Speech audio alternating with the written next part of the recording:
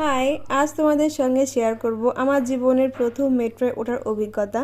ছোটোবেলাতেই ভাবতাম metro rail মাটির নিচে দিয়ে চলে, কি ভীষণ ভালো ব্যাপারটা।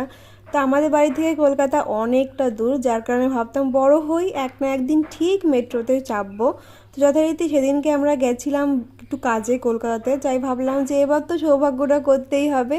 তো আমরা গেছিলাম সল্টলেক সেক্টর 5-এ, সেখান থেকে মেট্রোতে চাপলাম। আর প্রথম মেট্রোয় চাপার যে অভিজ্ঞতা তোমাদের কি বলবো, কি ভীষণ দারুণ। হ্যাঁ, এটা অনেকের কাছে নর্মাল হতে পারে, বাট আমার কাছে মোটেও নর্মাল নয়। আমি ভাবতাম মেট্রোর মাটির নিচে দিয়ে চলছে, এখানে দেখছি ওপর দিয়ে চলছে। আর ওপর থেকে কলকাতা শহরটাকে যে কী ভীষণ দারুণ লাগছিল সে আর কি বলবো। হ্যাঁ, শিয়ালদা ঢোকার আগে মাটির নিচে ছিল, তাও একটা অন্যরকম এক্সপিরিয়েন্স। আর একটা ব্যাপার শুনবে, মেট্রোতে ওঠার জন্য 2 মিনিটের জন্য আমরা ট্রেন পাইনি, যার কারণে আমাদের স্টেশনে 1 ঘন্টা বসে থাকতে হয়েছে। সে যাই হোক, এক্সপিরিয়েন্সটা তো দারুণ হলো। তোমাদের ভিডিওটা কেমন লাগলো কমেন্টে জানিও। Bye bye.